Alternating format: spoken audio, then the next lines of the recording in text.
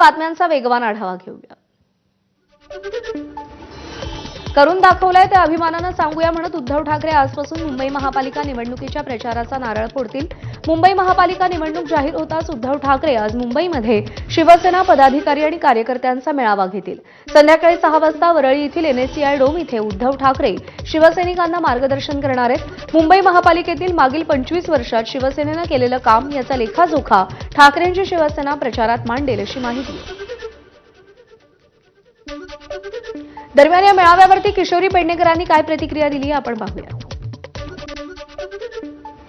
ठाकरेंच्या शिवसेनेकडून आज वरळी डोम येथे मेळाव्याचे आयोजन करण्यात आलेले करून दाखवलं अभिमानाने सांगूया असं संपूर्ण या कार्यक्रमाचं नाव जे आहे ते देण्यात आलेलं आहे। आपल्यासोबत बोलण्यासाठी ठाकरेंच्या शिवसेनेच्या नेत्या आणि माजी महापौर किशोरी पेडणेकर आहेत। ताई, आज मेळावा जो आहे तो तुमचा पुन्हा एकदा वरळी डोम येथे आयोजित करण्यात आलेला आहे। खरं तर निवडणुकींचा बिगुल वाजल्यानंतर पहिली मेळावा, काय भावना आहे? आम्ही करून दाखवलं हे मागचं आमचं टॅगलाईन होतं। आज ते अभिमानाने सांगूया ही टॅगलाईन आहे। काय आहे तर 2022 ते आतापर्यंत सगळे नरेटिव्ह पसरवलं जात आहे।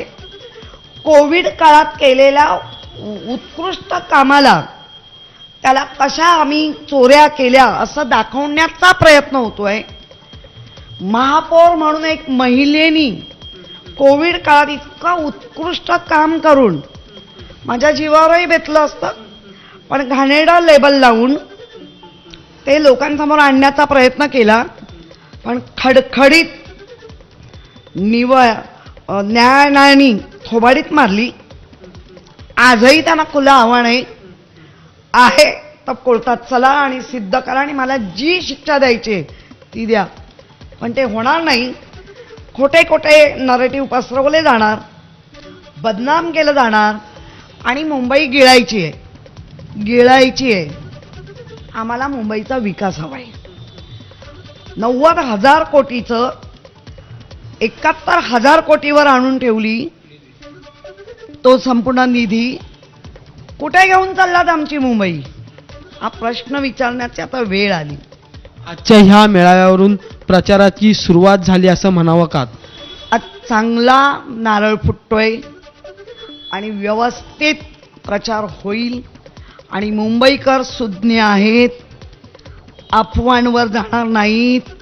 1500 रुपये जेव्हा म्हटले होते सरसकट सरसकट सरसकट, त्याला कैची लावतायत। कितीतरी महिलांना बाहेर काढलंय, त्यांना देत नाहीयेत। आता इलेक्शन पुरते परत पैसे टाकतील। फसू नका, मुंबईचा घास गिळू देऊ नका। तुम्ही मुंबईकर आहात, तुम्हाला घराचं स्वप्न बाळासाहेबांनी दिल्यानंतर, बाळासाहेबांच्या वेळेला नारळ फुटल्यानंतर अधिकाधिक चांगली घरं तुम्हाला मिळालेली आहेत। मिल कामगारांना उद्धवजींच्या काळातच घरं मिळाली आहेत मुख्यमंत्री असताना।